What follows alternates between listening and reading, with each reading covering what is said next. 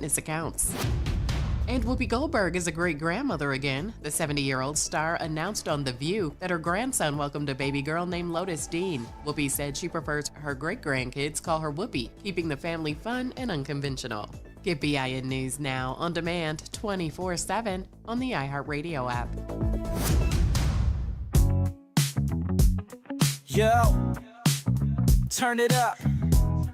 It's Gerod on the air, spitting truth in the booth. We ain't going nowhere. New Orleans City got us hard in the beat, but corruption creeping in, gotta take back the street.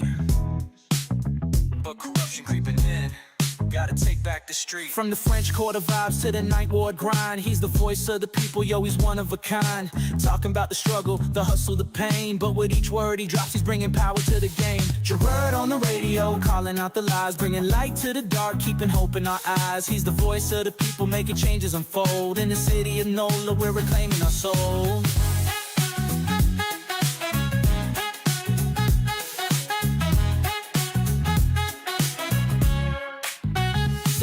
Try to silence the truth, but he's loud and clear. From the bayou to the block, everyone can hear.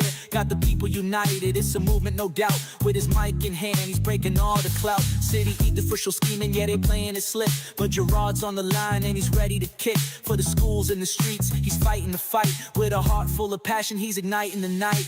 Gerod on the radio, calling out the lies, bringing light to the dark, keeping hope in our eyes. He's the voice of the people, making changes unfold. In the city of NOLA, we're reclaiming our soul. From the jazz in the streets to the gumbo pot, he's the pulse of the city, giving all he's got. Together we rise, united we stand. With Gerod on the radio, we're taking back our land. So tune in, y'all, let the truth resonate. With Gerod on the mic, we're rewriting our fate. In New Orleans, the power is ours to embrace. Keep it real, keep it loud, let's uplift this place.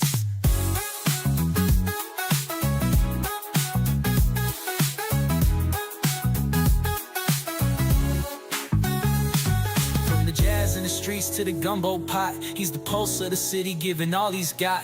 Together we rise, united we stand. With Gerod on the radio, we're taking back our land. So tune in, y'all, let the truth resonate. With Gerod on the mic, we're rewriting our fate. In New Orleans, the power is ours to embrace. Keep it real, keep it loud, let's uplift this place. Gerod on the radio, calling out the lies, bringing light to the dark, keeping hope in our eyes. He's the voice of the people, making changes unfold. In the city of NOLA, we're reclaiming our soul.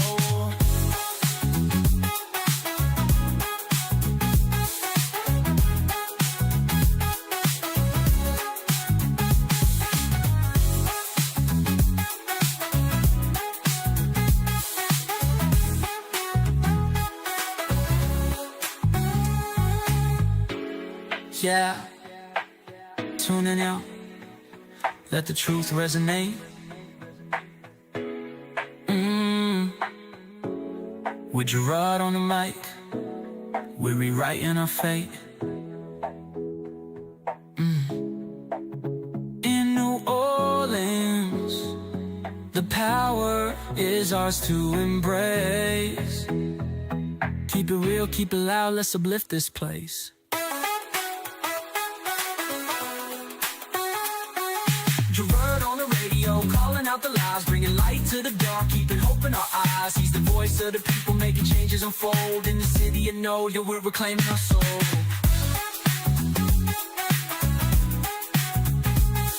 Yeah,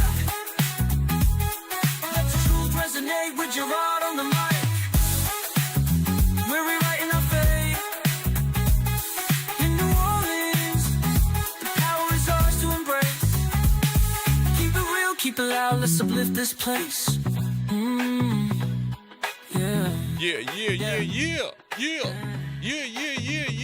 Yeah. What's going on, good people? Welcome to Tuesday. Gerard Stevens with you on the mic, as it says in the song. And we definitely got a lot to talk about. Today is one of those days whether you want to talk politics or not, you got to be able to say that can be on the back burner because it was something that happened on yesterday that shocked the crap out of everybody, including myself, to learn that we lost one of the great ones. A great one, Michael Ward, had passed on yesterday. And I guess you could say unexpectedly, but nobody's expecting to die in the first place. But to know that you just sit there and have a conversation with this man and then all of a sudden you hear that he's gone. It's a lot of disbelief. For those of you that are outside of New Orleans and wondering who I'm talking about, Michael Ward is one of the best violinists in our city. This young man, Mike was only 60 years old. Mike taught a lot of these young folks that you can actually be cool and play the violin.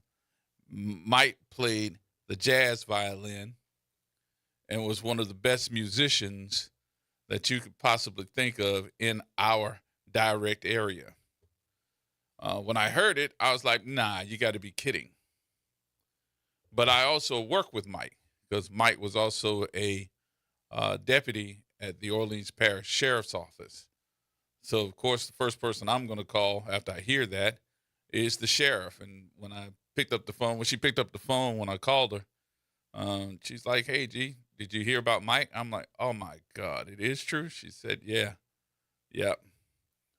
So we got some things that we're going to do. I even wrote out a commentary because knowing Mike and being around Mike for a lot, we just saw him for, I just told Wick for Thanksgiving because he played at the sheriff's Thanksgiving dinner that we did at the convention center. He just played on stage. He volunteered his time and played on stage. Then he also played for an event that I was hosting with the folks in New Orleans East Matters. They did the big summer festival out in Joe Brown Park. Mike was on the program and played with his son, one of his sons. But everybody was proud and is proud of Mike for what he has done in the community, but he also took something that he could do, which is play the heck out that violin. And he taught his sons, both of them, not just one of them, but both of them, how to play too. So to Lindsay, his wife, and his sons, your father is smiling down on you because of the fact that you picked it up and knew that he was giving you something which was, yes, it's a trade, but it's also something fun to do and put you in another position. So we got a lot of stuff today that we're going to dedicate to the family and Mike himself. I even wrote commentary that I got to tell y'all about. There's probably going to be some stories. So I did that and found some news footage and some things that he did to perform. We're going to play those too. Yeah, it took me a minute because he also worked in the security office over at Delgado Community College. He did that daily. So I can imagine what the folks at Delgado are feeling as well, because Mike knew no strangers. He knew no strangers. He talked to everybody. If you had a chance to listen to him and he had a chance to listen to you and he could conversate with you, you knew that there was going to be a conversation with Michael Ward. I think the last concert outside of the festivals that I saw him, we had just gone over to, where was that over? Sweet Lorraine's. And listened to everybody play over at Sweet Lorraine's, and Mike was on the ticket. Got up on that stage and wore it out with his band. So we lose another musician. So within the last couple of years, we lost Gina. We lost Trish, the guitar player, and also my church member. And now we got Michael Ward. Wow. That's a lot. That's a hit for us. But maybe God just needed somebody to put a band together up there because they need some music up in heaven. Maybe so. So I will tell you this. We did do a commentary.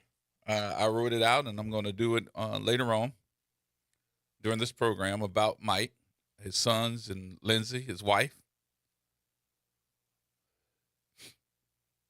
and what we experienced with him as a man, as a husband, as a father, and for me as a working companion. That will all be in that commentary. All right. So God bless his family, and we with you. We are with you. The other thing too that I got to talk about is something that happened in the news, and I don't know if we're paying attention to this one because I think that the piece that came out in the news was not correct, and they changed it because of the FBI director putting out that, oh yeah, by the way, we spoiled this plot to blow up stuff and have explosives in Los Angeles for New Year's Eve. Well, we're finding out that one of those guys was actually from New Iberia, Louisiana. New Iberia.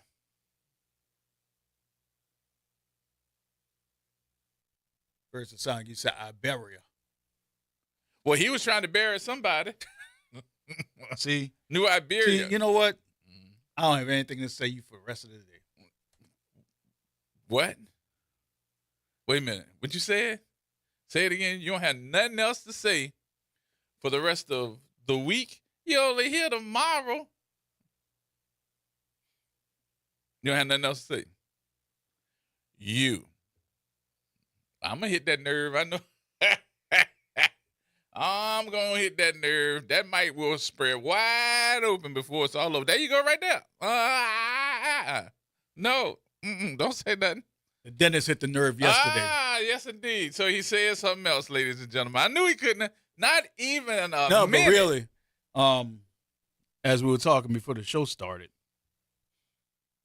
the news is saying arrested 4 people out of California for a plot to do destruction on New Year's Eve, New Year's Eve celebration. Mm-hmm.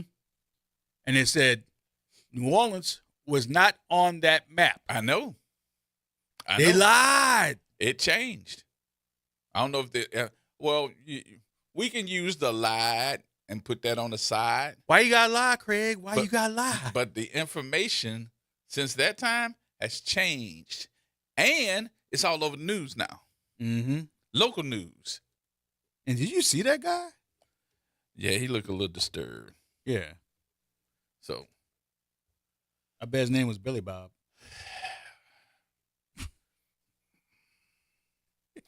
I'm not answering that. I'm I not, see you fighting it. You know what? Fighting it. I'm gonna do like here. I'm not saying nothing else for the remainder of the show. Okay, good. Show's over. Let's go home. Let's go home. Thank y'all for coming. What Russell Simmons say? Last call for alcohol. No. God bless and good night. There it is. Thank y'all for coming. But no, honestly, he looks. Yeah, bro. Something wrong. Elevator don't go to the top floor. It don't go top floor. I was gonna give him midway. I was giving him the benefit You gave of it the the benefit doubt. of the doubt, man. You can.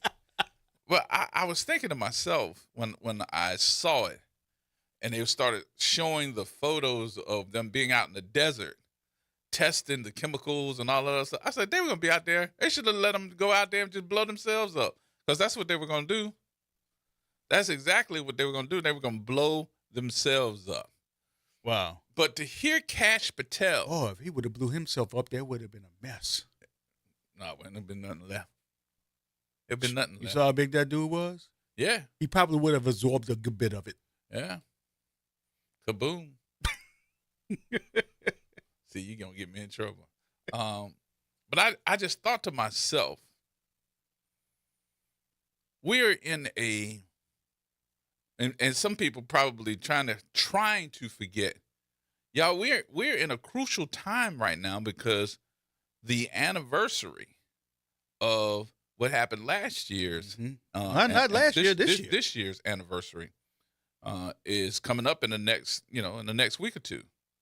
And we need to be paying close attention, on high alert, and everybody, because I think they were going to try to have some copycats, and maybe this was it. Well, they got 5 of them. What, 4 or 5 of them now? Yep. Yep. So I just sent you the story.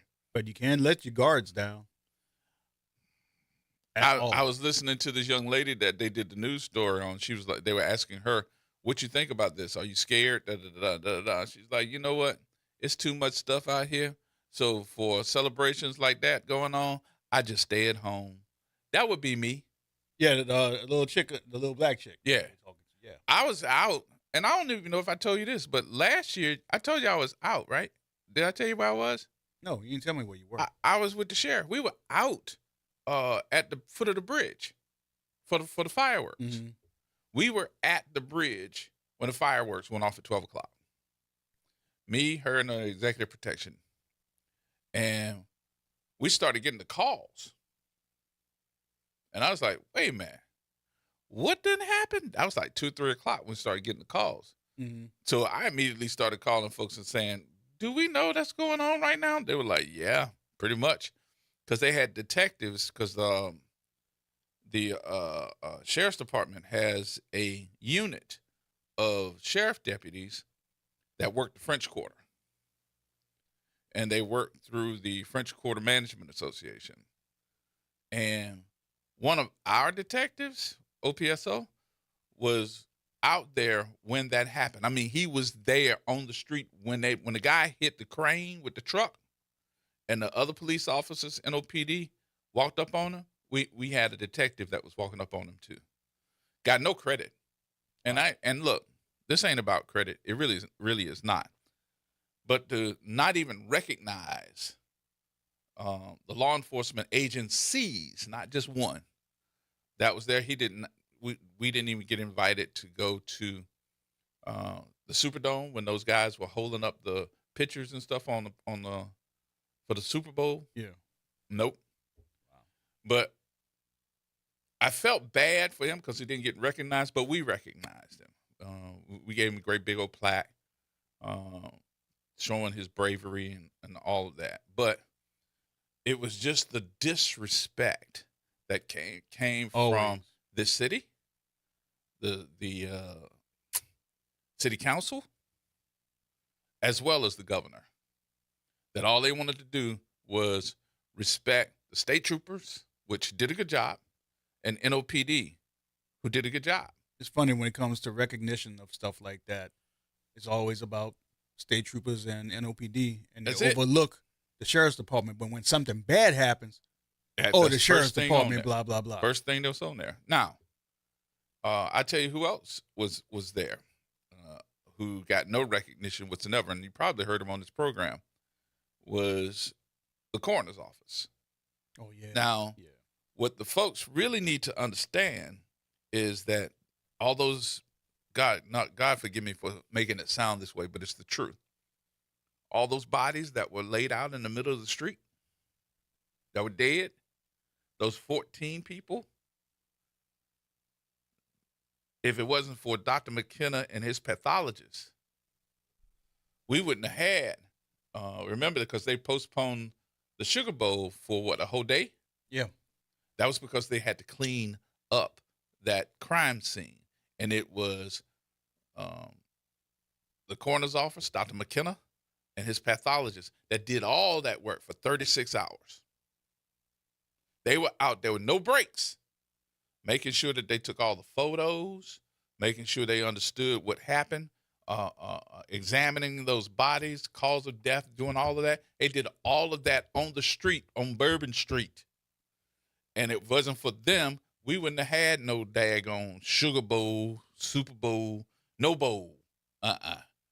They got no recognition. They didn't even get on the, they didn't even put them on the field. Job of all. Huh? He had the toughest job of all. Yes. And if it wasn't for him in his office, that wouldn't happen. So they asked for that day. That's the reason why they asked for that extra day, because they knew it was going to be a long time. And they did it nonstop until they cleaned up all of that. Yeah, I remember. And no recognition. None. Not from the governor's office, not from anybody, not from City Hall, None of that. No recognition whatsoever. He was hurt behind that. He was pretty hurt behind that. And I remember interviewing him, talking about it, and you could hear the disdain in his voice that nobody even said thank you, nothing. And he had to identify all those folks. So we're saying thank you, Dr. McKenna, for what you do. Huh? We're saying thank you for Dr. McKenna for what you do. Absolutely, which we did. But I just didn't understand in a time of crisis that this city was in. I mean, because we were in the what is that? The DXC building where the new police building is. We were there, and when you got off on, I think it's the 14th floor where they had the press conferences, you were met with two guys holding AR-15s. They were security, wouldn't let anybody up on that floor. So we got off on the floor, went to the press conference room. I told Sheriff, I said, we got to be here. So go ahead on and be here and do what you got to do. But she was like, this is going to end up being just a grandstanding. And it ended up being a grandstand. I think that we looked at the senator grandstanding. We saw the governor grandstanding. We saw so many folks. And Sheriff was like, I don't even want to be a part of that. I'm going to stand off to the side. I said, I don't blame you. I don't blame you. So all of that happened this year. So it makes me ask the question, what kind of preparation is this city doing to make sure that something like that never happens again? And do you feel safe? Do you feel safe? All right, y'all, we got more coming up. Everybody hold tight. We just got it started, y'all. More coming up next.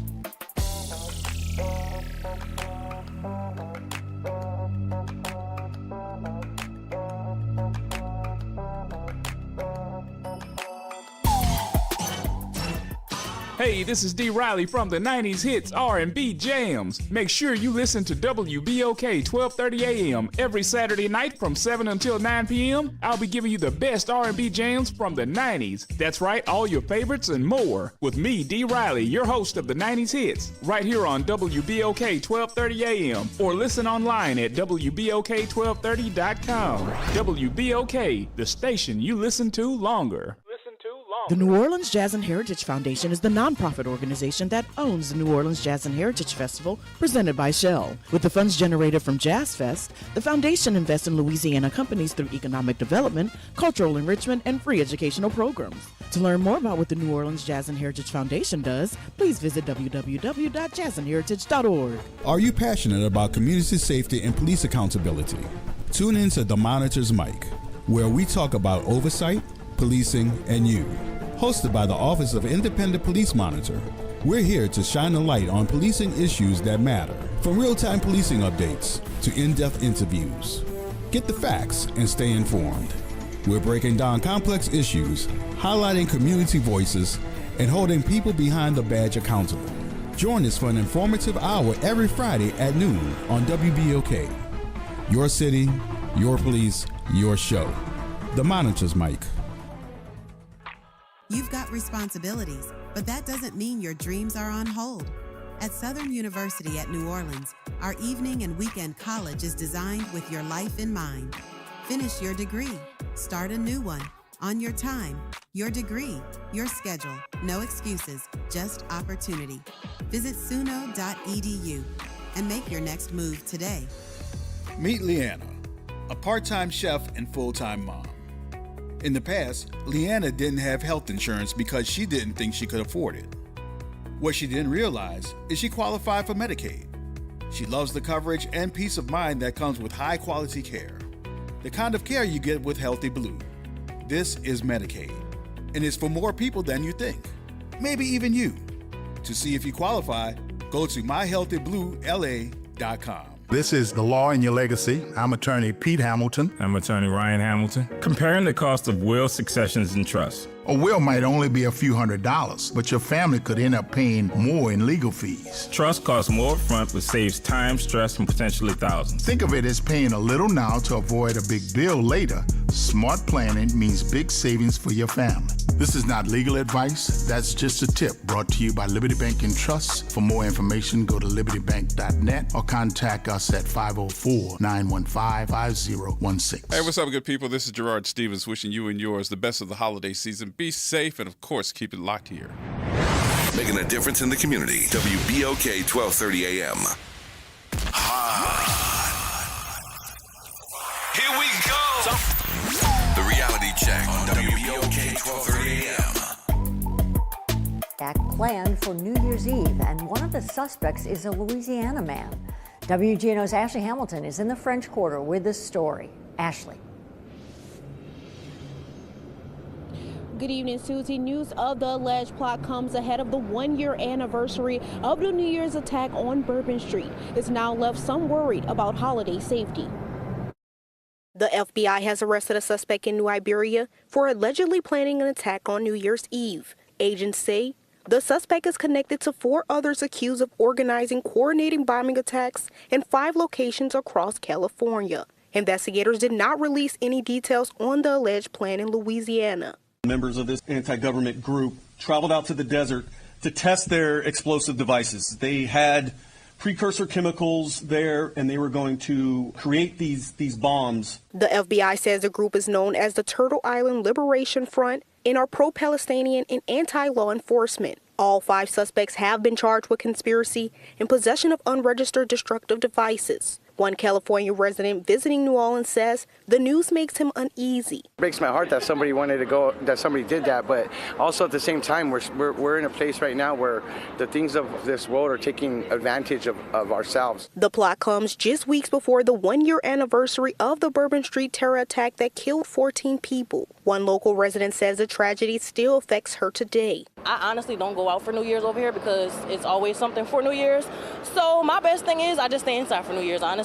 It's just, I love the city, but the things that goes on in this city is just not, no. New Orleans Homeland Security Director Colin Arnold says there is currently no known or confirmed threats to New Orleans, but his office remains in close communication with federal investigators. With an increase of law enforcement expected for the Sugar Bowl and the annual New Year's celebration, some say that they feel safe, while others remain worried. New Orleans police, I've seen plenty of them up and down here. I mean, I could say they're pretty vigilant. And a lot of those people who were involved weren't from down here, so I technically wouldn't want them to come down here.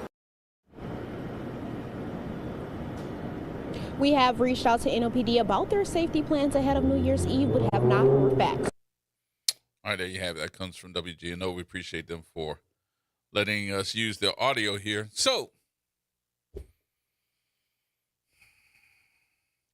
I think the report itself and what's coming out for the report is contradicting. Because now all of the news media is saying that, there was a plot that's supposed to be for New Orleans that was there.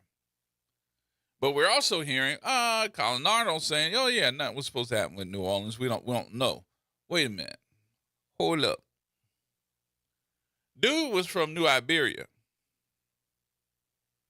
and he with a group testing chemicals out in the desert in California. All I'm saying is that it happened here once before. Why wouldn't they want to do it again? Why not? So my issue is, what's the plan for here, except raising those banners up on, whatchamacallit, Bourbon Street? What is it? Have you heard? Bombing attacks don't have no names on them. And to me, we need to be on high alert Jason. Jason? G, how you doing today? Good, doctor. How you doing? Man, I'm doing good, brother. Look, I am part of the conspiracy theory. Mm-hmm. You know, I'm part of the team, so I just want to throw something out there. All right. When I look at this young man from New Iberia, after listening to the news break, I do not see a pro-Palestinian, anti-government person. I'm just being honest. You don't see one. I do not see that. I see a neo-Nazi with the tattoo on his neck. On his neck, yep. That's what I see. Yep. You know, and I tell people all the time, when it comes to this stuff and the people that's in office and media, you have to have discernment and look at it. I drive trucks for a living, G. I have never been to New Iberia, Louisiana, and met a pro-Palestinian. Ever. Mm-mm. Or someone that's against the government in New Iberia. A lot of people don't know nothing about New Iberia. Right. What's in New Iberia is a lot of people that don't like me or you. Like skinheads. And looking at that tattoo right there, I'm sorry. I'm not picking up a pro-Palestinian. I'm not either. I'm picking up white supremacists. Thank you. But we're listening. Now, we're getting our information from Cash Patel. I mean, let's just be real. And they've been wrong twice already. Yes. We're getting information from Cash Patel. You know, so I'm sorry, media, but I'm not buying this. I'm not buying that it was pro-Palestinian groups. I'm buying the fact that had to be either neo-Nazis, skinheads, KKK, something of that sort, which, thank you, in all honesty, is to me, should be classified as the number one terrorist group, domestic terrorists, in the whole country. Why isn't it, G? I'm sorry, clear. I mean, let's us. just be honest. It ain't us. Yeah, G. It ain't us. It ain't us, G. I talked to a good friend of mine that lives in Texas, and we was talking about the school shooting. Gee, you know a lot of these young shooters and these school shooters, even the Mexican ones, you know they have a lot of neo-Nazi rhetoric that they leave behind? Yep. And media never says anything? Nothing. From Columbine to Florida. Remember the young man in Austin, Texas that was putting bombs at people's doors and blowing them up? Mm-hmm. Media never told us about the things he was into, huh? Nope. Come on now. I mean, gee, I know I'm on the board of the conspiracy theory. Bro, I'm just saying you just renewed your membership. You just renewed it. Thank you, my brother. And it gets to me because every group of people get lumped in. Spanish people, black people, Middle Eastern people. But when it comes to a certain group of people, it's just divided into 40 different groups. I just think we end up with folks that can be, and listen, we really need to consider using the word because they use it toward anybody of color all the time, whether it's somebody that's a Palestinian, whether it's somebody of Mexican, or whether it is somebody of some other type of, I guess, of color. I'll say it that way. Yes. Of those groups, they use the word radicalized. Yes. Did you hear that word used in this case? Not one time. Not one time. But they continue to do the same thing over and over and over again, whether it's a plot that's foiled or whether they end up carrying it through, whether it's a school shooting or what. They do not talk about being radicalized when it comes to these, and I'm going to just call it what it is. It's usually young white males. Yep. And I think that they get radicalized on the opposite end of the spectrum when it comes to all the rhetoric that's coming out with hate in its voice from all the folks that are here in this daggone United States of America. I agree. I You know, totally agree. think about something. We saw and heard that Rob Reiner was killed with his wife by apparently his son, and he slit their throats. We didn't hear the fact that those we're trying to look at it and say why. I didn't hear not one time that them demons got to him. They didn't say nothing else about that. But yet we still hear the president of the United States, instead of saying something that could have been a moment for him to make do of what happened to make people feel better, he used that platform, which is being played over and over and over again in the last 24 hours, to say that the man had Trump syndrome. Yeah. And he didn't care for him at all. I said, dang, all you doing is spewing hate. And you don't know who listening. Facts. Gee, I see all his supporters on social media twisting themselves in a pretzel to defend what he's saying. And that's what gets me. If we go back to last year in New Orleans on Bourbon Street, before the sunlight came up, at least after lunchtime, we knew this man's name. We knew his rank. We knew where he came from. Right. We knew his ex-girlfriend, ex-wife. Right. We knew. I don't know nothing about this young man. I don't know nothing about this young white man with the tattoo on his neck. Don't know nothing about him. Don't know where he Who lived. his friends was in New Iberia. Bro, they When had the did he helicopter become flying. radicalized? They had the helicopter flying when they had the response team knocking in the door down in Houston at his house, but not here. Last year we were looking at the whole as it happened. They were knocking in the door with the response team from the FBI, but not here. We haven't seen nothing. And you are absolutely correct. Not a coincidence. G, thanks a lot, though, brother. All right, Jace. Appreciate you, boss. All right. So,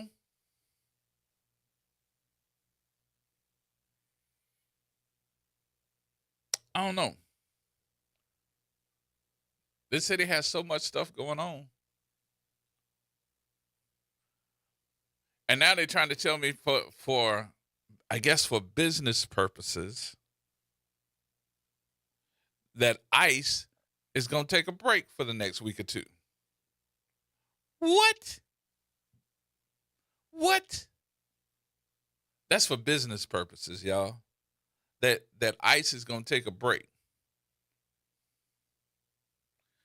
Why? So the Mexicans, the Latinos can come back here? Oh, we're going to come back and we're going to work during that time, but we're going to be gone for the new year. Are you kidding? Are you kidding me? We're going to take a break. They not coming back. Say it. Hello, man. How are you? Good, man. How you doing? Well, there's so much to say. My grandfather was a civil rights leader here in New Orleans, and he moved here from New Iberia. For our listening audience, the current governor is about 20 minutes from he's from about 20 minutes from New Iberia, and that's just racist territory. Wow. Does our police department, do they have adequate equipment? For example, my cousin is a sheriff in Jefferson County, Southeast Texas. They have boats. They have helicopters. Do we have that type of stuff? I just heard I caught the tail end, of what you were saying.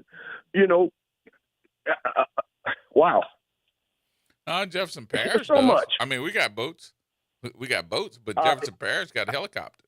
So does the state. Well, yeah, I understand. I hope we're doing better because, Gerard, it was because of you in this station that help was given to Miss Tony to find the missing teacher, and I believe she was missing for 90 days.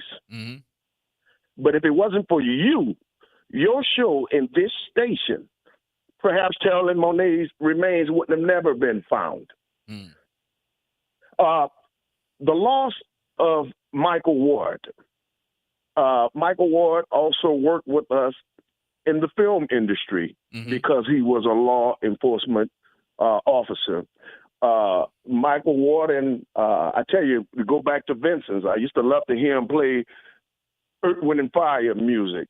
My condolences to his wife, his sons, his family. We belonged to the same church for a little while, New Philippians in the Lower Ninth Ward. He's gonna be missed. I mean, to hear a man make a violin sing. Yep. And I first saw it on your page yesterday and text what? And because I couldn't believe it, but after talking to my former pastor, we found out, that wow, it was just true. Lastly, and I know you may have touched upon it yesterday, when are we going to stop allowing folk to disrespect our people? What the former sheriff of Jefferson Parish did yesterday to our mayor was totally out of line. Whether you like the woman or not, totally out of line. You talking about especially when he had to resign because the federal people were investigating him. And we all know that he's probably not in jail or under indictment because the color of his skin. Mr. Norman, stop playing with us. Stop disrespecting us. And to all of you people that talk about your TD this, your TD that, you need to go on that post and speak up for your TD. Thank you, man. All right. Thank you, Chad. Yeah, that was pretty disrespectful, though. I read it yesterday, and I heard it on their little snippet on how he disrespected the mayor. Just called her right out her name and called her ignorant and stupid and all of this. And they posted it. I don't care if you don't like her or not. There's some things that you just don't do. Some people I don't like, but I'm not going to sit up there and say that the leader or the person that's in charge of anything with this city, and you don't live in this city, should be just called out of their name like he did yesterday. And with the overtones of race that can be used in a negative context, sometimes you need to just watch what you say. Hell, believe it or not, I would look at it and just say that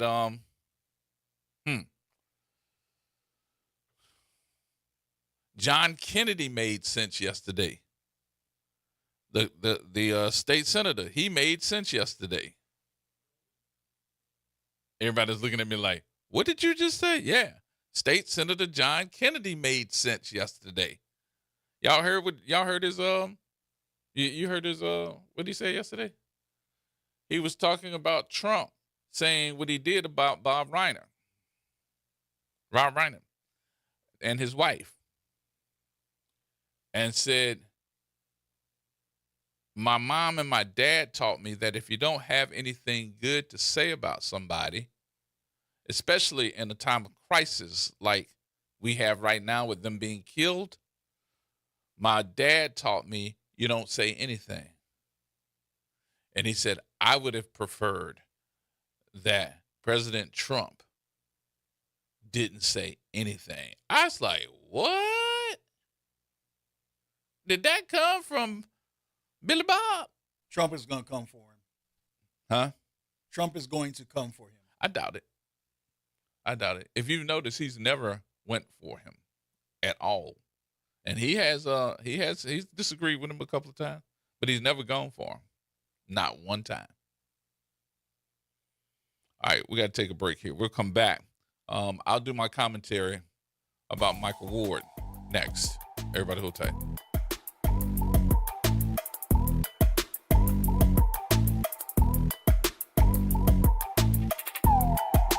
Hey everybody, it's Graylin Bryant Banks and Kimber White Dupree from the Front Porch. Some combos are too good to miss. Now you can pull up a chair to the front porch anytime. Just search WBOK Media and subscribe to the Front Porch Podcast. Download, share, and hit us with a 5-star rating because New Orleans culture deserves to be heard loud and clear. Tired of the impersonal, one-size-fit-all style of banking? You deserve a bank that delivers exceptional service and personalized attention to your needs. That's the Home Bank Standard.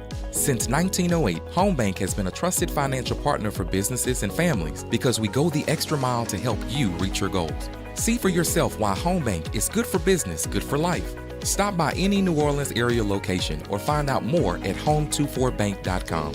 Home Bank, member FDIC. There's a Jewish saying that if you save one life, you save the world. And in the New Testament, Jesus said, "Whatever you do for the least of these, my brethren, you do for me." Whatever your religious or ethical beliefs, let's all come together to help house the homeless this winter. High rents and federal budget cuts are causing more of our neighbors to fall into homelessness. Your donation for rent assistance and the basics to furnish apartments makes a big difference. Please help the most vulnerable by giving to the nonprofit Unity of Greater New Orleans at unitygno.org. That's unitygno.org. Visit DePaul's new Algiers Health Center at 2801 General de Gaulle Drive to receive primary and preventive care for both adults and children. Services also include behavioral health, imaging, and on-site pharmacy, vision, Medicaid enrollment assistance, and more. For appointments, visit DePaulCommunityHealthCenters.org or call 504-207-3060.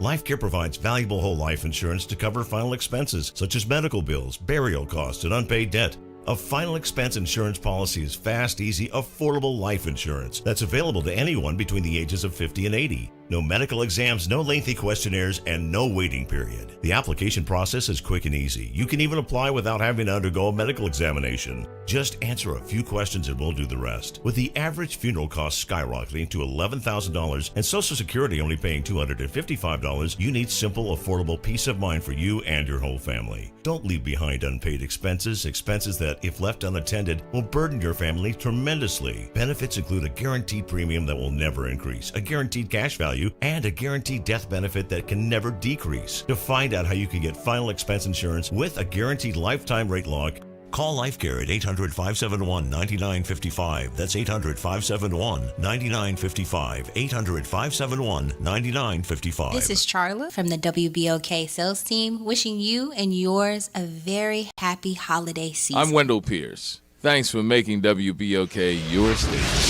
WBOK. Here we go.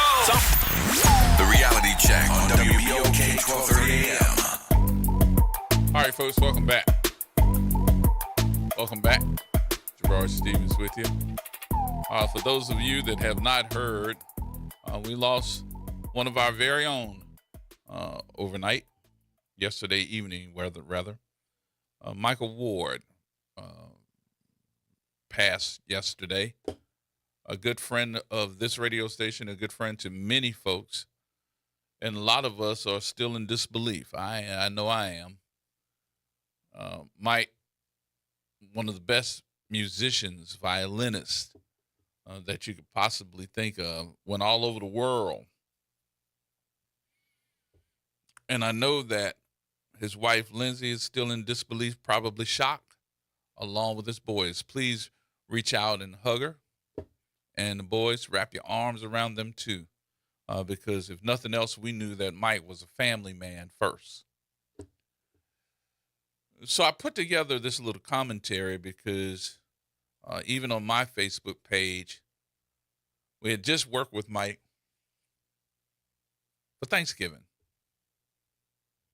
It's not been 30 days.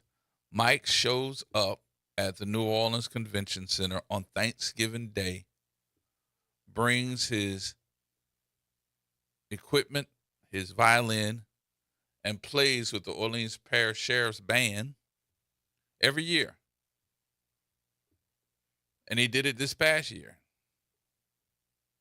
This past month. It hadn't even been 30 days, y'all. And played eloquently as usual.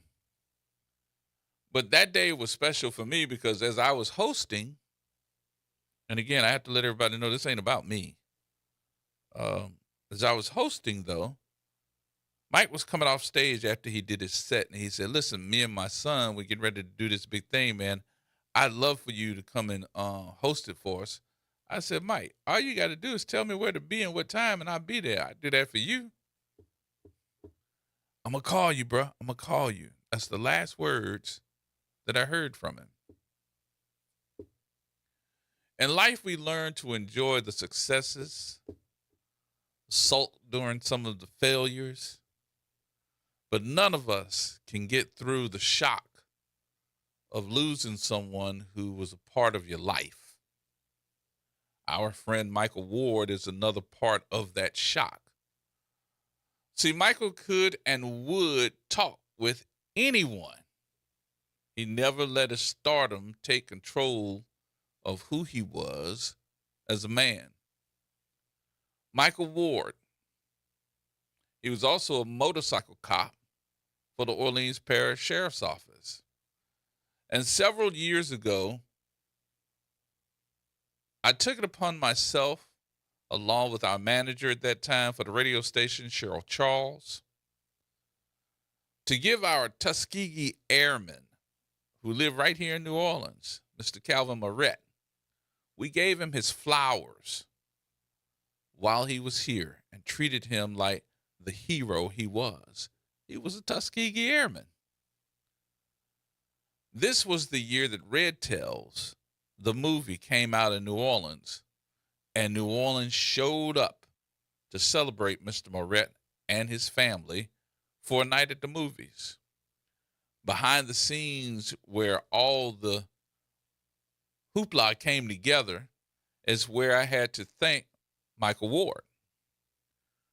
See, Michael Ward is not only one of the best violinists, but he and two other sheriff deputies, the motorcycle cops, volunteered to escort Mr. Moret's limousine from Gentilly to the West Bank AMC for the viewing of Red Tails.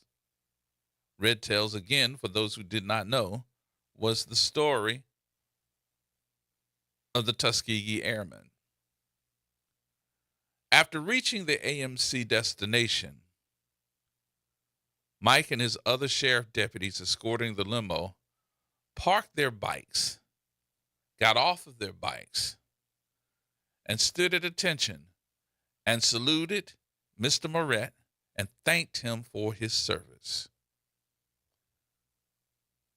Every year, Michael Ward volunteered his service to come and play his violin at the Sheriff's Department's Thanksgiving at the Convention Center. No one knew that this was going to be the last Thanksgiving that we have a chance to talk to him.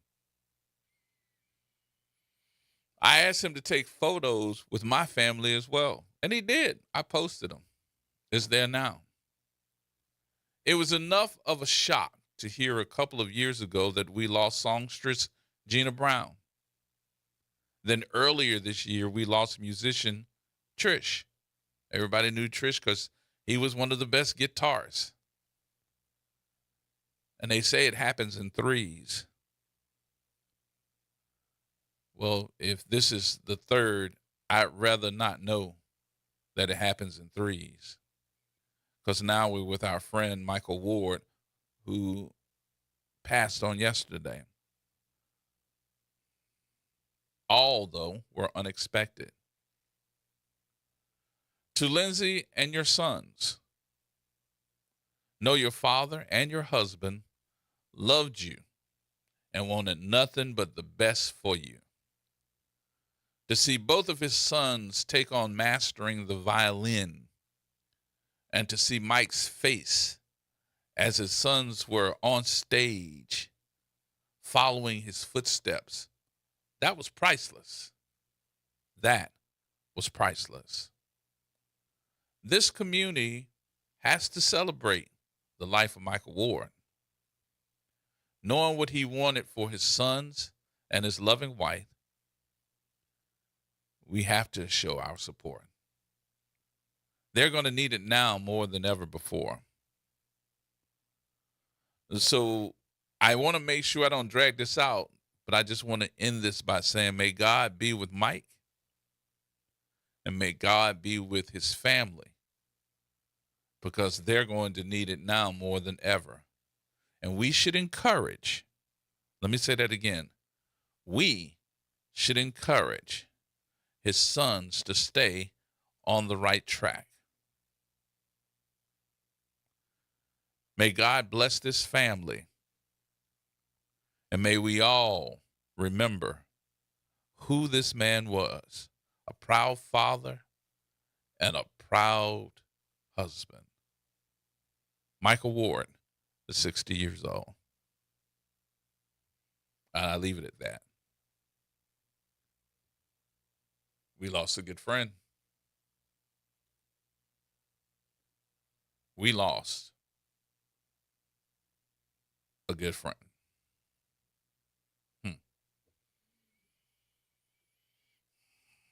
And all of us might want to say a prayer for each other. Because none of us know when our time is coming. None of us. None of us know when our time is coming.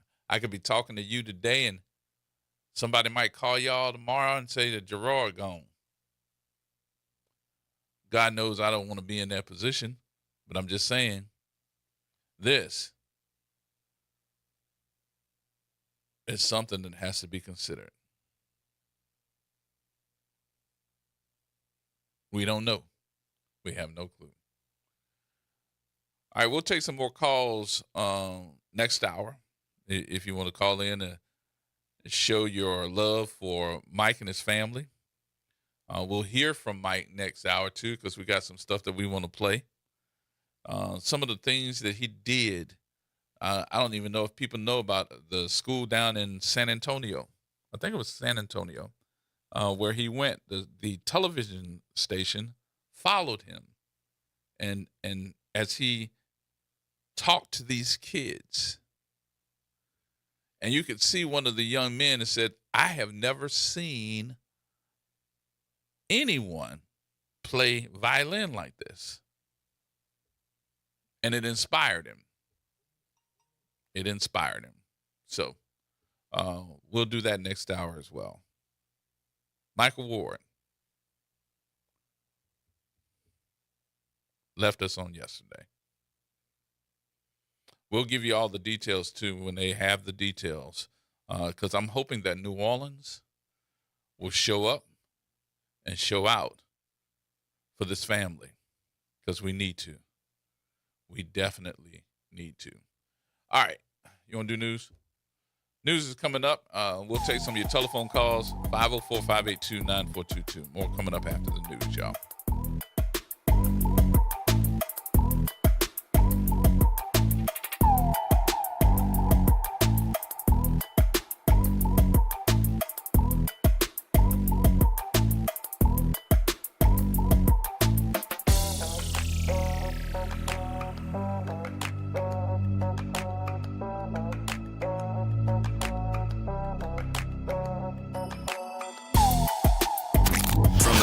Of Xavier University. Look.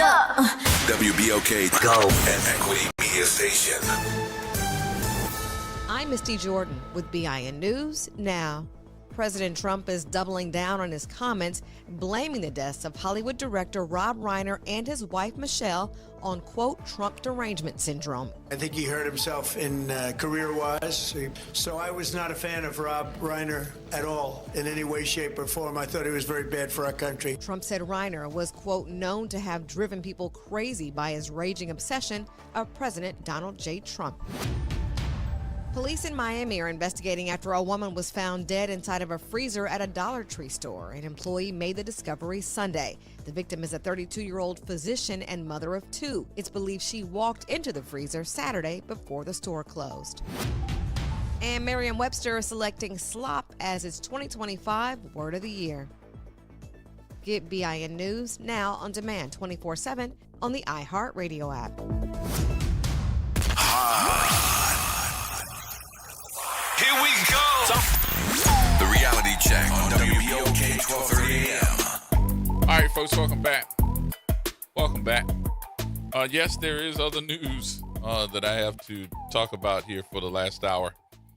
But I needed to make sure that we did what we were doing in the first hour because it shocked everybody on the loss of Michael Ward. There is another story, though, that I have to look at. And just like we heard when our folks called in and said, hey, I'm a part of the conspiracy theory.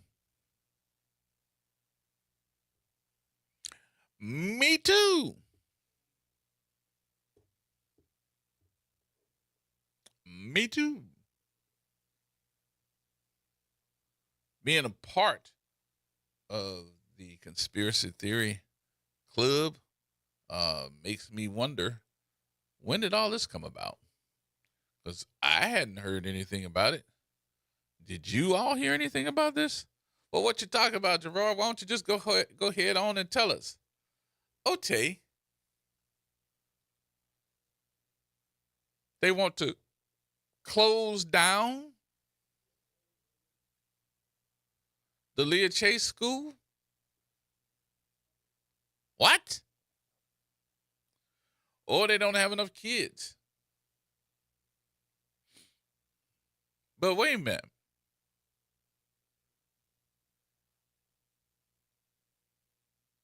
So, y'all want to close down the only non-school that has any other type of issues.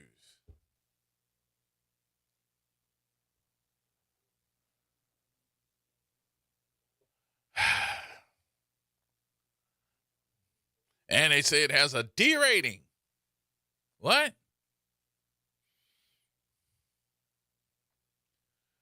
And all the folks went to I don't know if they were expected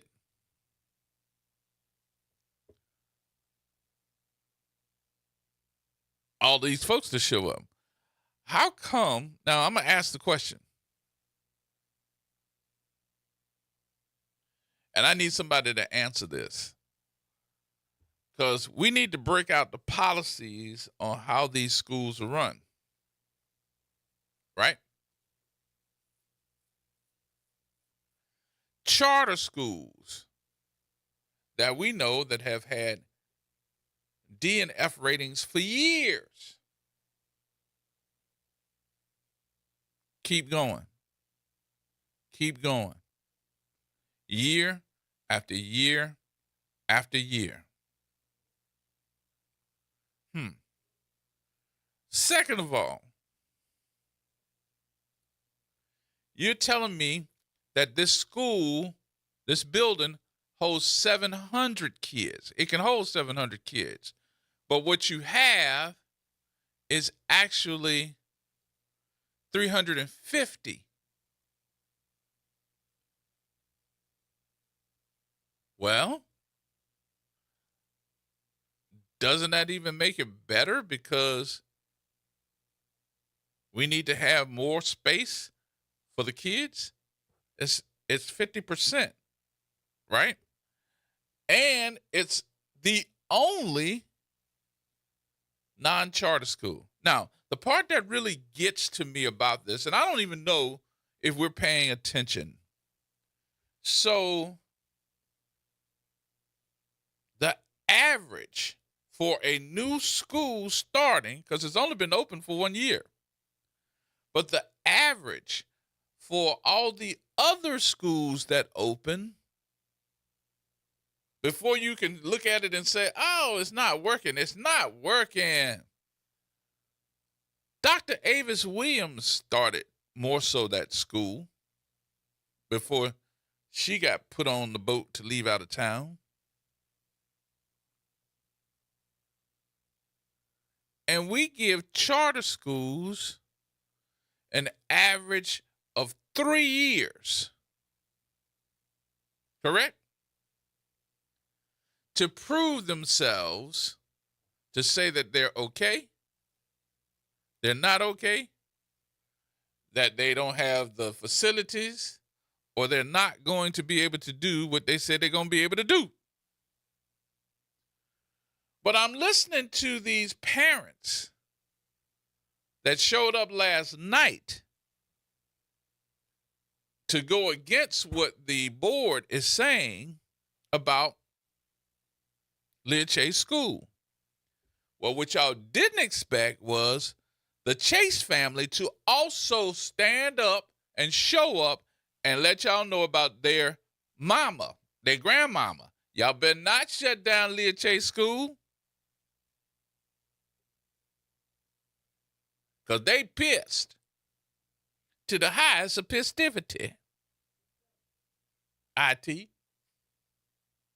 told me to spell it. I did. IT. Now, I thought you weren't talking for the remainder of the... I ain't said you had to be on the microphone. You told me you weren't talking. So, now. So, something in this whole scenario of trying to convince me and these folks that they should not be thinking about staying at this school, I think we got some new members of the conspiracy theory club. Can't be the president because I got that job. But we can put Elwood on the board. We can put him on the board. Because he showed up. And he got that look in his eye like he pissed. You all are disgracing this woman's name by saying that this school ain't working or we don't have enough students for the building. For the building? And guess what? It's the only standalone non-charter school in the city of New Orleans. Y'all know they gonna try to get rid of that. Who Miss Avis thought she was opening that school? Would you by any chance have that story? You got that story already?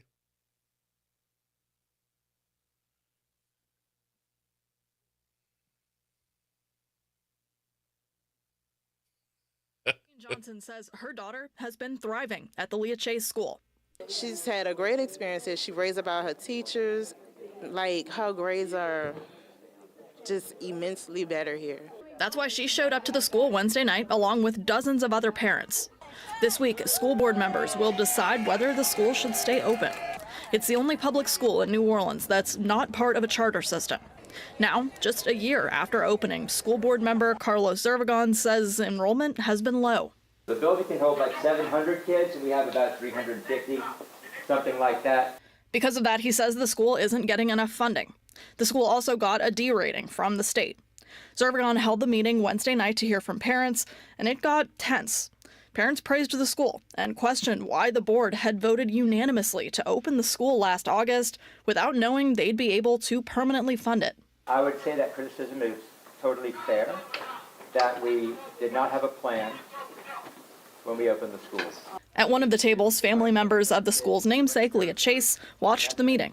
They've pushed for the school to remain under the district's control. Chase's grandson, Edgar Chase IV, said he was moved by this moment at the meeting.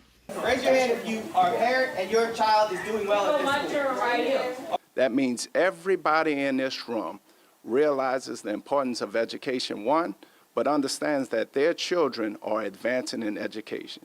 We're getting that right here. The meeting ended after about an hour. I feel like it was a productive meeting where I was able to hear from them clearly. Another one will be held for parents Wednesday night. Zervigon says the superintendent will be at that one. The school board will vote on the future of the school the next day.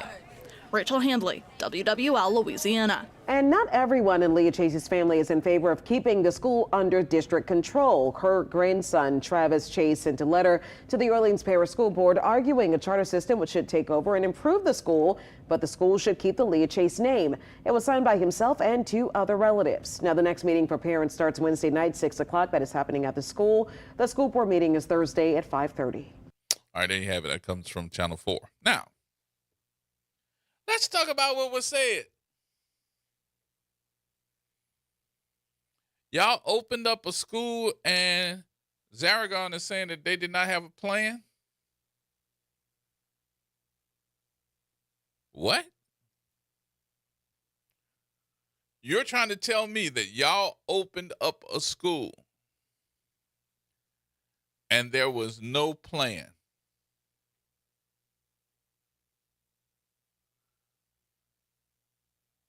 Bruh man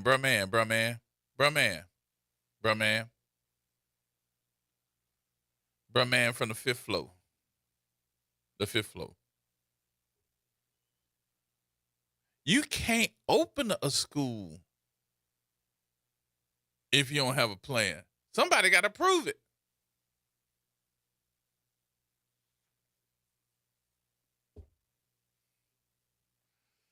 Galloway.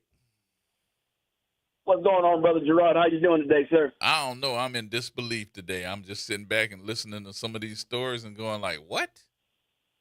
Man, well, first off, my condolences to the Ward's family. And it's hard to lose somebody, but lose them around the holiday time. Yeah. So y'all keep that family in prayers and y'all keep that family uplifted. Absolutely. You're so right to his sons. Keep it going. Yep. That man can make an instrument play, can't he? Mm-hmm. Yep. Yeah, so what I call first of all, I want to talk about before I talk about the Leah Chase School, because I'm telling you, that school is going away. Remember what they did to the school in the Ninth Ward? Oh, you talking about Martin Luther King? Yeah. Mm-hmm. When they say that stuff, we're gonna have a meeting, this and that. They've already decided. And trust me, if it's a funding issue, there's a lot of other schools that are not filled also. Mm-hmm. And I'm in favor of having these schools not filled to the brim. If you only got 350 students, that should be enough for that school to be able to say them kids is comfortable. Thank you. You even broke down the learning ratio. Instead of you teaching 4 to 1, you teaching 2 to 1. Yep. Now you got more focus on them children. Yep. They're able to learn. These rating systems, I've told y'all before about that. You better read into how they rate certain schools and how they do certain tests, because it's not equal across the board. Mm-mm. That's been proven. Mm-mm. So, but I really wanted to talk about that. Your conspiracy theory. You ain't conspiracy theory, brother. You remember what happened a few days ago on Capitol Hill, right? What's that? Homeland Security had to go testify in front of Congress. You remember Congressman Benny Thompson? Yep. Sitting there asking people where was Antifa located? Yep. And they couldn't give him no answer. They couldn't tell him nothing. What are you talking about? Kristen Ain't Nome? nothing. Kristen Nome. Nome. Her folks, then the FBI guy, they had no idea what they was talking about. They have to find somebody to say something to prove their point. So they done got the Manson family, because that's who them people look like. Mm-hmm. And that dude from New Iberia, come on, Gerard. Y'all, I know y'all don't want to say it, but I'm going to say it. That boy was sweeter than Domino. Sugar. Y'all know it. Listen, that man go by the name the Dark Witch. That ought to let you know. Oh Lord. And yes, that's what he goes by. And he was a former Marine, so he about nutty as a squirrel. I guarantee you that. Mm-hmm. So these folks have to put that on somebody. You got to remember, this is the third time Cash Patel has gotten it wrong. He got it wrong when Charlie Kirk got killed. Yep. He got it wrong against the shooter in Brown. He got that wrong. Yep. Now this down here, he got that wrong. So y'all ain't conspiracy. Y'all on point. And I'm glad you're letting your audience know. And listen, Charles Manson, they considered him some left wing against the government and all this and that. That dude was just a racist piece of crap. Right. Just like all the rest of these folks are.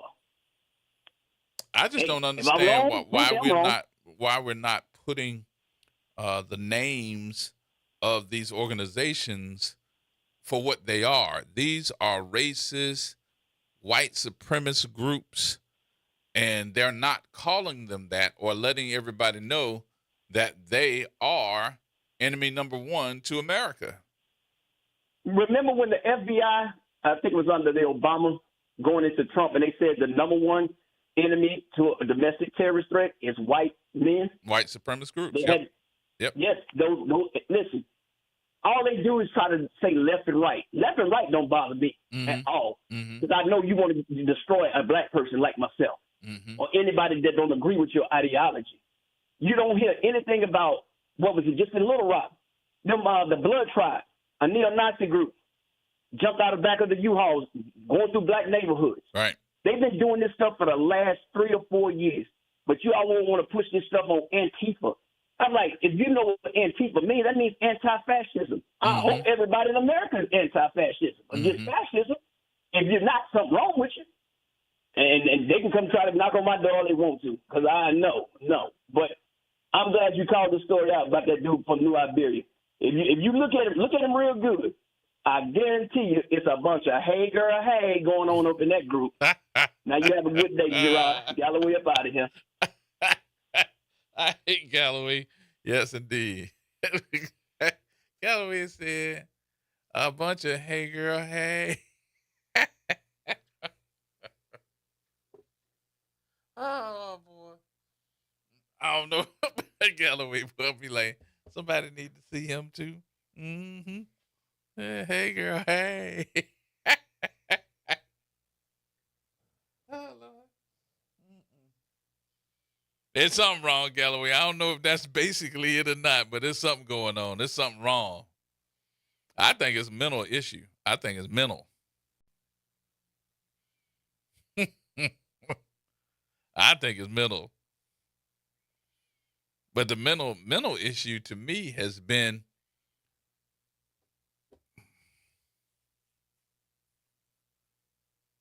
but what do you think I'm going to take from you? You got everything. What do you think I'm going to try to take from you? What are you trying to teach me a lesson about? You trying to teach me a lesson? You trying to teach people of color lessons? Because you don't agree with the way that it is? Like, I'm going to take something from you? Let's see. Y'all got the numbers. Y'all got more whites in America than any other ethnicity. Y'all think we're going to catch up like tomorrow if we let too many Latinos up in here?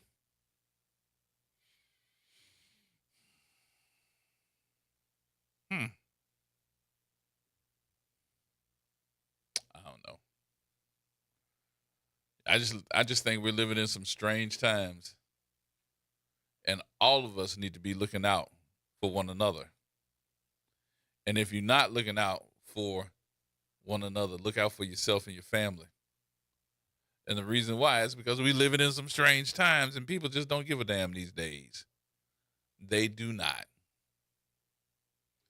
All right, we're going to take another break. All right, we'll take another break here. We'll come back.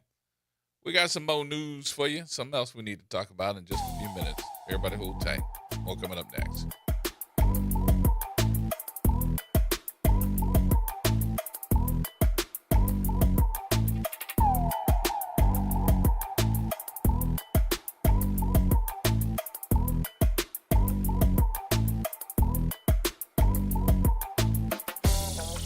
This is the Bloomberg Black Business Beat, brought to you by Lowe's.com.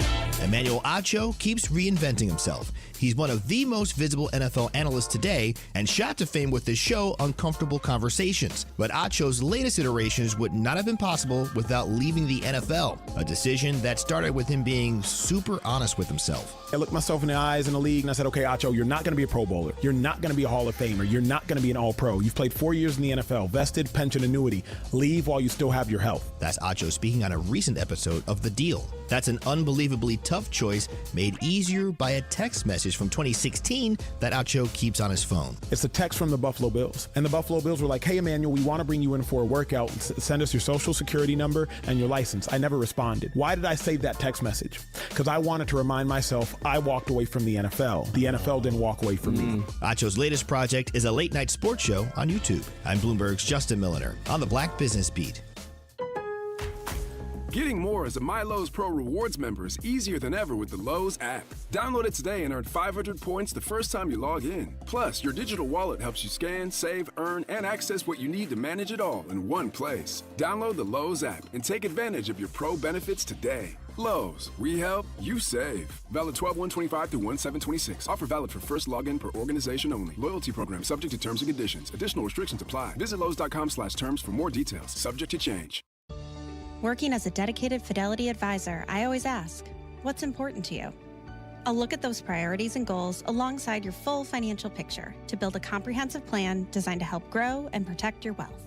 With proactive portfolio insights and an eye on taxes, I'm here to help you make the most of your money. I'm Laura Maxwell, and I'm a dedicated Fidelity advisor. Learn more at fidelity.com/wealth. Investment minimums apply. Fidelity Brokerage Services, LLC, member NYSE, SIPC. It's Off the Top with Norman Robinson on WBOK 1230 AM.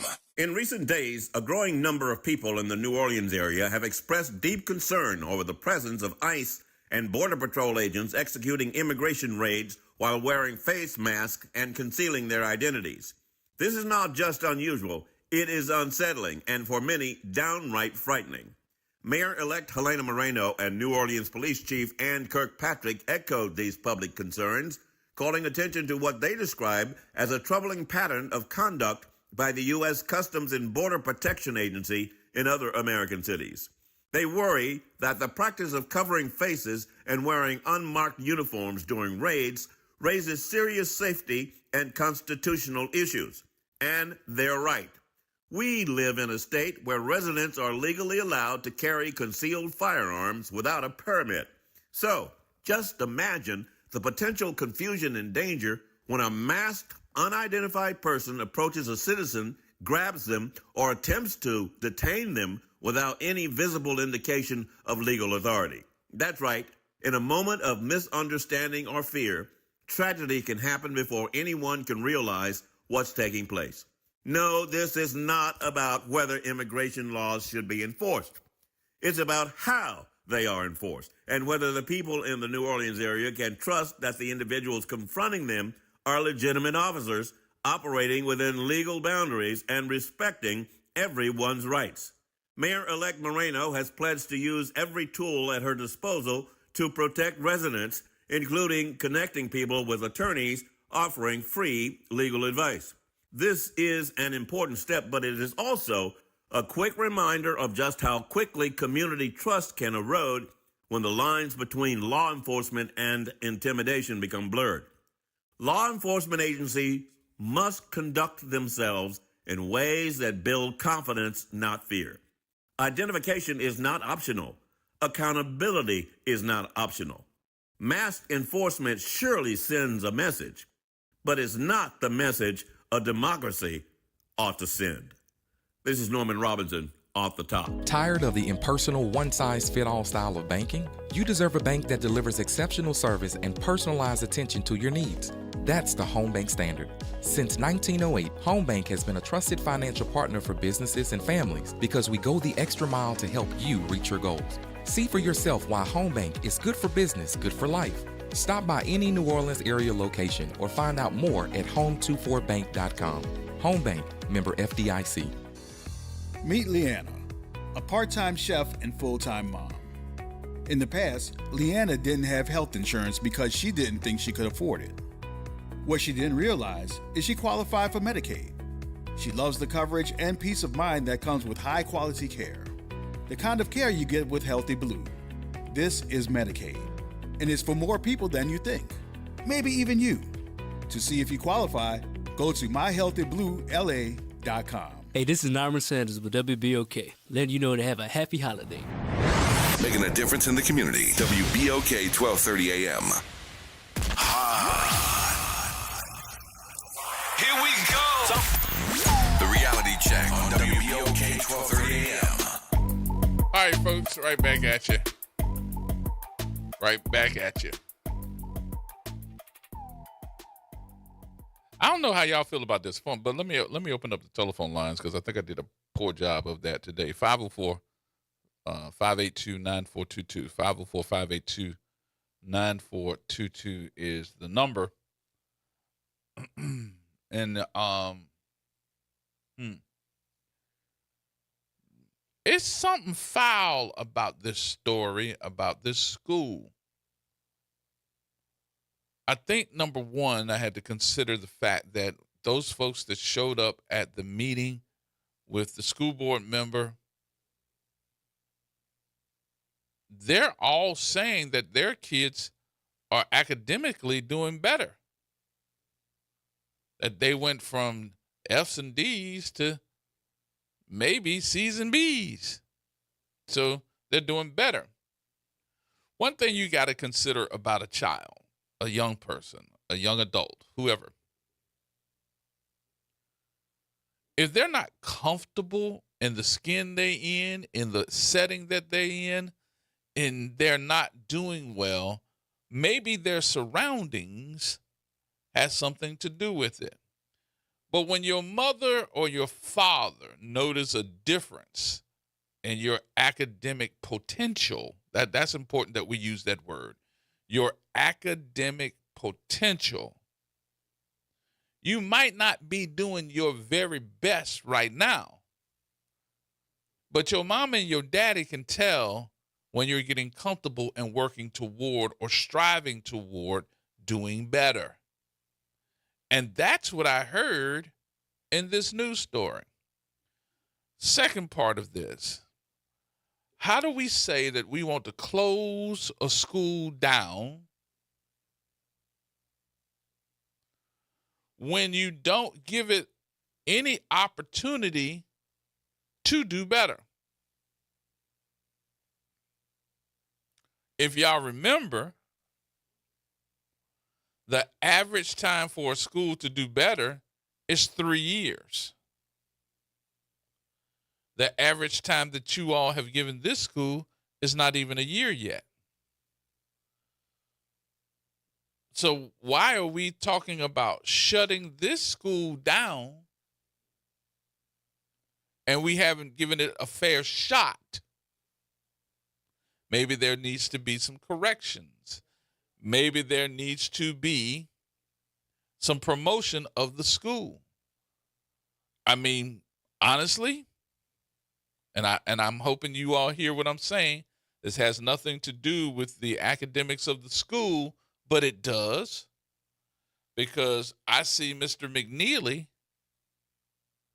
with his charter schools on TV all the time promoting what they're doing. I see it in the newspaper when he has programs for his charter schools all the time.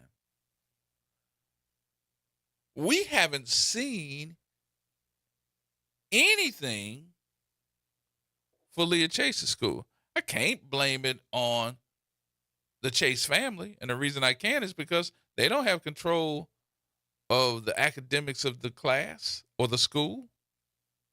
They're the family that's worried about the legacy of their mama's school. It's named after their mama. And if it's named after your mama for her greatness, you would think that this family is going to stand for greatness and not for failure. I don't blame them for having a problem and showing up. I don't blame them. And hearing one of the parents even say, and we ain't talking about a parent that's of color. We talking about a parent that's of Caucasian persuasion that are saying, wait a minute, we don't even have a way here that we can do fundraisers because y'all didn't give it to us. The other schools do, but we don't even have a way that we can accept donations. Oh. No fundraisers, no donations. And we're trying to sell the fact that this school just ain't cutting it. Well, I'm sorry. You all give charter schools, because remember, this is the only school that is non-charter. The only school in the city of New Orleans that's not under that charter umbrella. You all give those schools at least 3 years to fail. Why should there be anything indifferent for this school? You all ain't even give it a year yet. And y'all like, you out of here. I almost guarantee, just being the CEO of the conspiracy theory, just to say that I am that person, my conspiracy theory radar, which is beaming, baby. It is beaming. Woo! I know it did, didn't it? That's why I stopped doing it. It didn't sound good at all. You know, I had to say something. I on heard that. you too. I heard you. I was like, wait a minute, hold up. That didn't sound good. He's about to get me. But what I did not hear was, is it fair? Did y'all fund it? Or is it the fact that there is no system in place because y'all want everything to be under charter system? And then y'all had the audacity to put Miss Williams in charge of the school system, and she violated your trust because we have this school that is not in the charter system. So what y'all do? Get rid of her. Y'all got rid of her. She gone. What's next? Get rid of the school. Something just don't seem correct. And even the parents are saying, my child doing well. What are you talking about? What are you talking about? So let me throw this at you. I'm going to throw this at you. I hope you catch it. You're trying to tell me that at all of these schools that we got across the city of New Orleans, that Leah Chase School is the only school that has a D from the state. You're trying to tell me that that's the only school that's not doing well with enrollment. Come on now.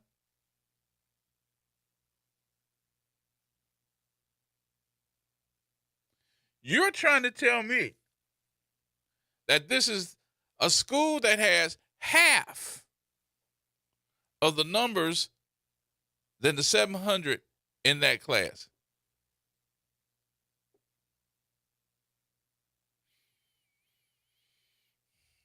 Something don't sound right in the city of New Orleans. I'm just saying. Miss Pam? Hey, how you doing? Good, dear. How you doing? Good. Condolences to Michael Ward's family. And also I wanted to give condolences to Graylin Bryant Banks as well, and to all our people that we have lost. And everyone should have a heavy heart and be up in prayer for everyone in the situation. We're giving condolences to Graylin? He had a family member that had passed. Oh, okay. All right. I was going to say, because Graylin's, yeah. I was going to say Graylin is here, so. Yeah, no, Graylin's here. And I just wanted to say that. But to go on, come on, let's just be real, okay? Now, Miss Chase is resting in peace and power, and we have to back the family up. Mm-hmm. Only 1 year, O-N-E, year. And they have at least half. But to me, what that says to me, Gerard, is that gives time. There's going to be more kids coming next year. Yep. And the year after. Give them time. Okay, they're building. Yep. They're building. Yep. Okay? Yep. Give them time. Because as children get older, they get to go to school. And this is a great school. How are you going to give them a D when they've only been in there 1 year? Mm-hmm. Okay, and you have all these other schools, 3, 4, 6, 8 years and stuff, and they failing. Yep. I just don't understand how you fit this into a picture frame. Because number 1 year. Number 2, half full. And number 3, the other thing is they can spread those kids out so much to have the teachers where you don't have 32 kids in a classroom, you might have 17. Exactly. Which and makes it better and one-on-one comfortable. care. And makes it comfortable. Yep. It makes it comfortable. It makes a learning atmosphere where you can breathe and learn, and the teachers can be one-on-one with those students. Is there anything wrong with that? That's how I thought it's supposed to be. That's how I thought it was supposed to be. Now, 'Cause understand back in something the else day too. when- Understand something else too about New Orleans. New Orleans has been shrinking in its numbers as far as people living here for the past 3 to 4 years. But this is a you new gotta school. take all that into consideration. Yeah, and this is a new school. So guess what? It's going to take some time to build up. You ain't going to have 700 folks that just came there to say, oh, I think my kid needs to be a part of this school. And then the other part of it is, what's the one app process? Is there a one app process for the Leah Chase School too? And then you can't donate? You can't have fundraisers? They don't have one to set it up. They said every other school has fundraisers, but this school has not had anything set up. Why? That's a good question. It's a simple question. Why? That is a very Is it good question. because of the name on the school?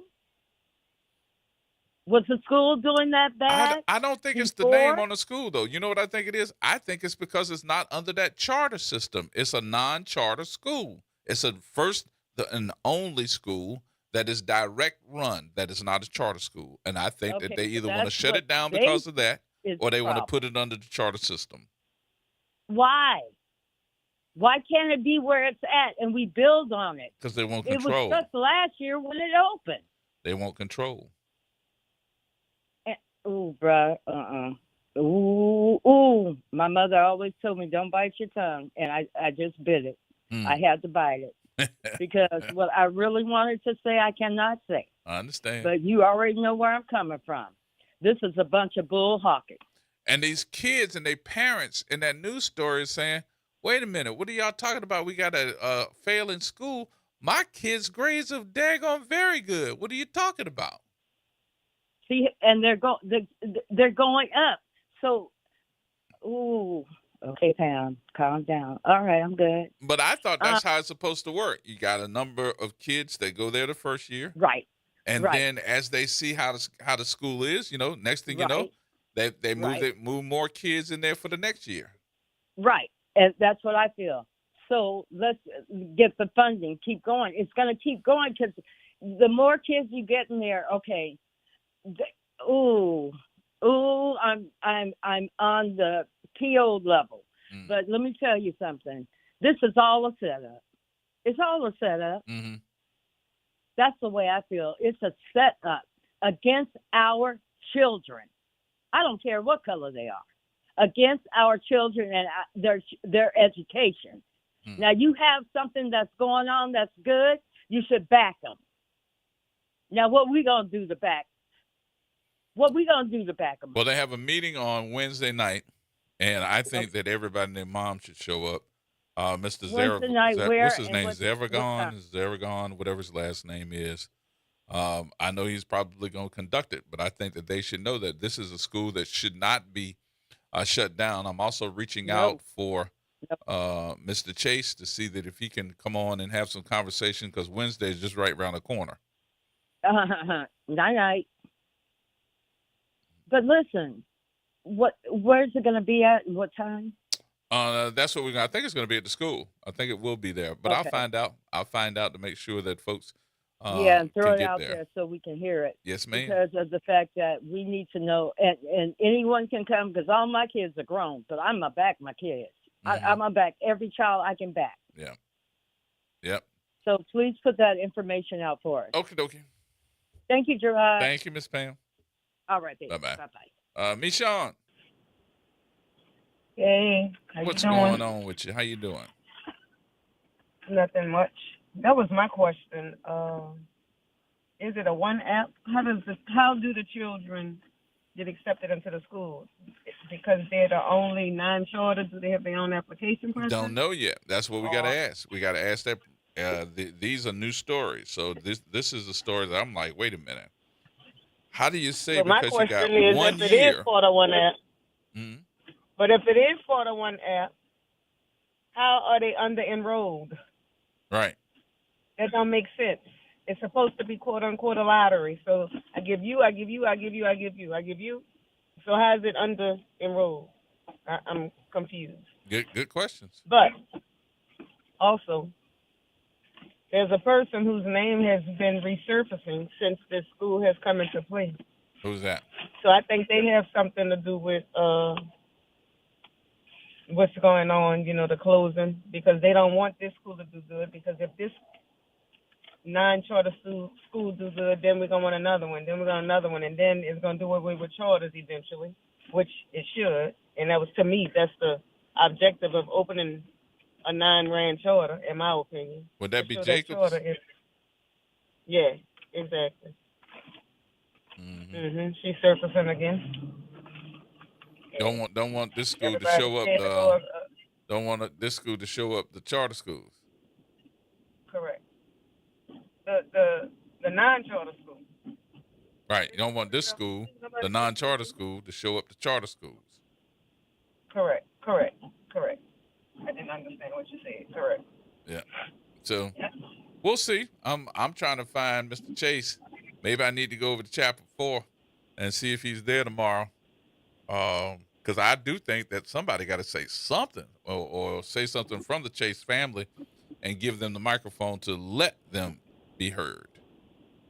And if it's not part of the 1F, Why we isn't need it? to rally to make sure almost every child registered to go to that school.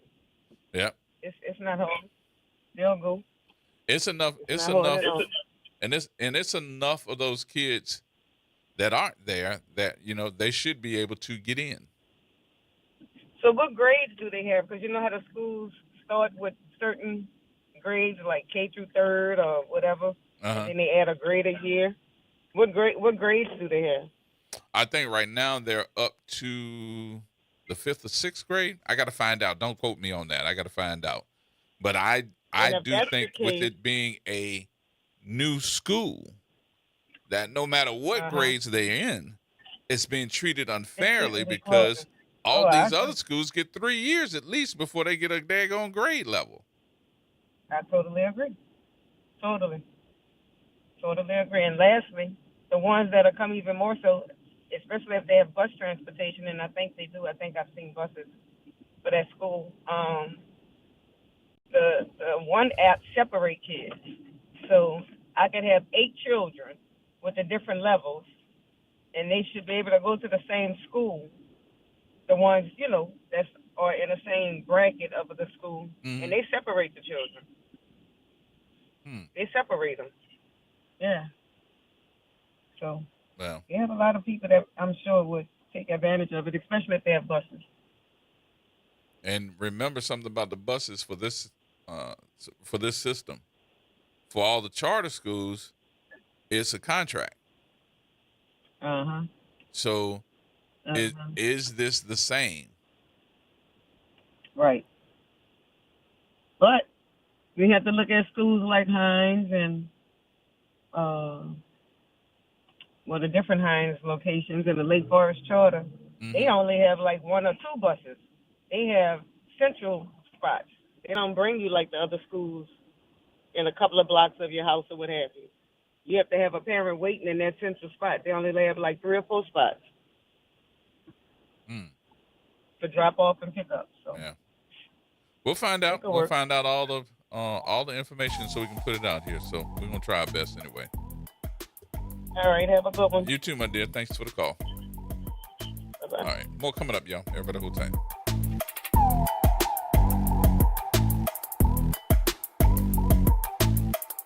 AURN News. 2 students are dead, 9 others wounded after a mass shooting inside an engineering building at Brown University. Police still don't have a suspect in custody. Gunfire broke out Saturday inside Brown's Barris and Holly Engineering Physics building while students were taking an exam. All victims were Brown students. Providence's mayor says 1 student has now been released from the hospital. 1 remains in critical but stable condition. Investigators say a person of interest who was picked up by federal agents is now being released as the investigation is very much ongoing. Police are asking anyone with cell phone videos or security footage from in or around the building to come forward as they try to track down whoever pulled the trigger. A CNN analysis shows that there have been at least 75 school shootings in the U.S. so far this year, 43 on college campuses, 32 in K-12 school grounds, leaving at least 31 people dead and more than 100 victims injured. For AURN News, I'm Ebony McMorris.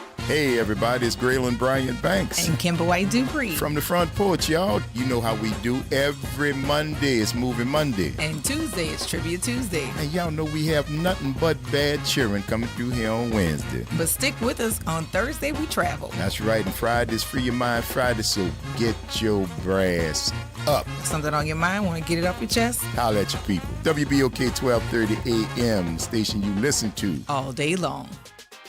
You've got responsibilities, but that doesn't mean your dreams are on hold. At Southern University at New Orleans, our evening and weekend college is designed with your life in mind.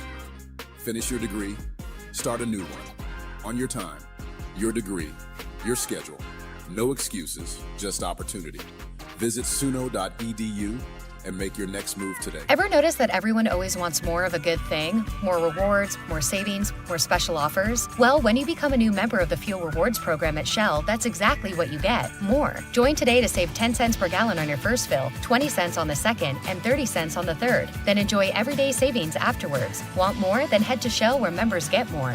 Offer valid from 4/21/25 through 10/31/25 at participating Shell locations. Offer must be redeemed within 60 days of registration. Limit 20 gallons. Restrictions apply. Visit fuelrewards.com/join25 for more information. Visit DePaul's new Algiers Health Center at 2801 General de Gaulle Drive to receive primary and preventive care for both adults and children. Services also include behavioral health, imaging, and on-site pharmacy, vision, Medicaid enrollment assistance, and more. For appointments, visit DePaulCommunityHealthCenters.org or call 504-207-3060.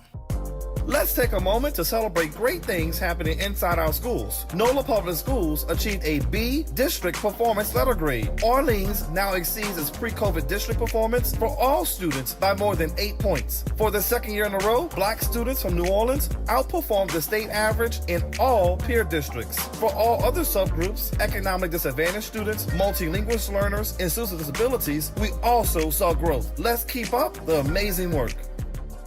Hi, this is DJ Wick, production manager and the host of the Throwback Throwdown in the Love Zone, wishing you and yours a very happy holiday season. From the East Bank to the West Bank, WBOK is what New Orleans is talking about. WBOK. Here we go. The reality check on WBOK 1230 AM. Your mammy. In the love zone, baby. I know people try to figure out what in the world we're talking about when we come back saying stuff like that. That's funny. Oh, the conversation's off mic. Yes, all sir. Right. Hey, Ron. What's down with it, G, man? What's going on with you? Oh, man, I'm all right, man. You know, first, shouts out to the Fatherhood Roundtable as well as the Hill P. Newton Gun Club. You know, these people, man, these so-called powers that be, they don't never want us to be in position to where we able to sustain ourselves because, like you were saying with the, with the school, and it not being a part of the slaughter/charter school system. If this school actually succeed in the way it's on the verge of doing, then it's going to show them up.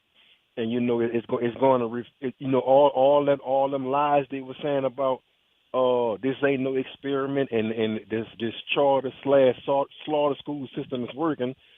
This school has the potential to change that and make them change their ways. So again, even when you look at with Major Riley when she was trying to get her building in the French Quarter, same thing. Anything that we do or try to come up with to sustain our own selves, and show them that we don't need them, they're going to do just what they're doing right now. But what the problem is that we continue to sit back and allow them to do what they are doing to us, because as soon as they come with their little plan to push us out or try to push us out, Some of us stop fighting, be like, well, I can't fight no more. But no, one monkey don't stop no show. That's more than a song.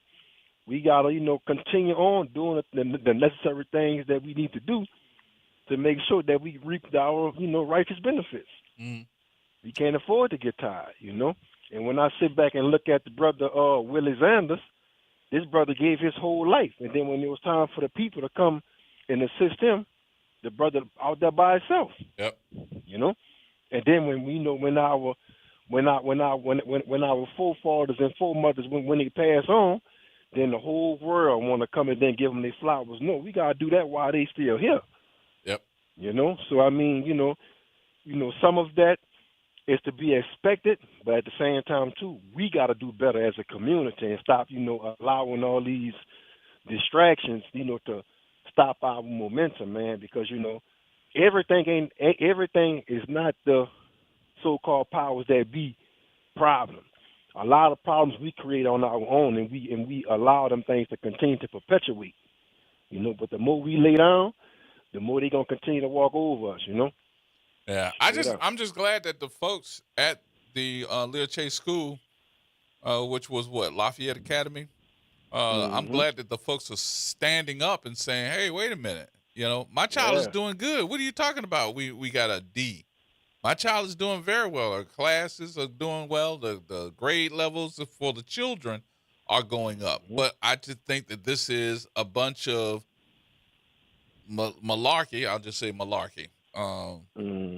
That they're just giving you an excuse on why this school should shut down. But I'm also glad the Chase family is saying, wait a minute, y'all came to us and asked us to use my mama's name or my grandmama's name.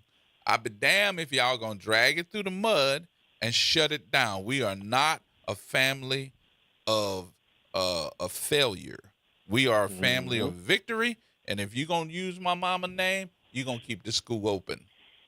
Straight up. And that's another thing. The oppressor always have a way of giving us concessions to make it feel like we have made it or we all the same. It's like the former president that we had, what he did. He made Juneteenth a national holiday. Like, oh Lord, we done made it now. We done made it. And then what we did, sat back on the sofa and thought everything was all right. And that kind of is the reason why we at where we at right now. Whether you're Democrat or Republican, we gotta stop falling for the okey-doke. Just because they give us a concession or a few concessions, that doesn't mean the fight is over with. It's things that the fight don't never stop. I don't care what they do, what they hand out. We got to keep on fighting. Yeah. Straight up. All right. Hey, Ron. Thank you, my brother. All right, my brother. Talk to you. Right. I'll see you tomorrow. All right. Peace. Miss Marie? Yes, hi. First, my condolences to Michael Ward's family, and may his spirit rest in peace. I was at the meeting yesterday for Leah Chase. So the board meeting is going to be Thursday, December 18th at 5 o'clock at the school board center and the school board office. That's on the West Bank. And then we're right. also going to have a meeting tomorrow at the school with the superintendent for 5:30. What did you think about that meeting? The meeting was a waste of time, and my no straight answers. And I asked, if you're building a house, everybody have to have a plan. Right. And then when you have a plan, you have to have money to sustain what you have built. You can't open no school without no plan and money. So exactly. So that couldn't have been true in the first place. So I was very disappointed to hear Mr. What's his name, Zaragon or whatever that name is. Mr. Carlos. I was very disappointed to hear him tell and say that, because everybody knows without no money, them kids can't even go to school. How would those kids be even go to school? Because we do know that the state or that the U.S. government pays for butts in the seats. Well, that was the question. How many children we have? How much is being given for each child? Then they said, okay, what we could do then, we'll take out all of the extracurricular activities. And we're like, what? Are you serious? Right. So you don't want to have art, you don't want to have music, you don't want to dance. And then you want these children to come here and just come to school and just go home and have no activity? Unbelievable. That's not right. Unbelievable. I don't believe that there's funding issue. I just think that they want to take the school over. And the reason they want to take that school over is because it is not part of the charter system. Bottom line. So. Bottom line. So tomorrow, what time? Tomorrow is for 5:30. For 5:30, and that's at the school. Yeah, that's going to be at the school because the director, the school board, is going to be there. Okay, all right. So we'll do that, and then Thursday is going to be at the school superintendent at the school board office. At the school board office. Okay. Yes. Very good, Miss Marie. Keep me updated. Okay, I sure will. All right, dear. Thank you very much. Okay, thank you. Have a good night. Okay, bye-bye. All right, there you go. We need to make sure that we show up in droves on tomorrow, and we're going to see if we can get Mr. Chase to come in and have a conversation with us about that too. All right, y'all, that's going to wrap things up for me. Thank y'all so much for tuning in. We will see you on tomorrow, and now we know. All right, y'all, coming up, Karen Arney is up next right here at WBOK.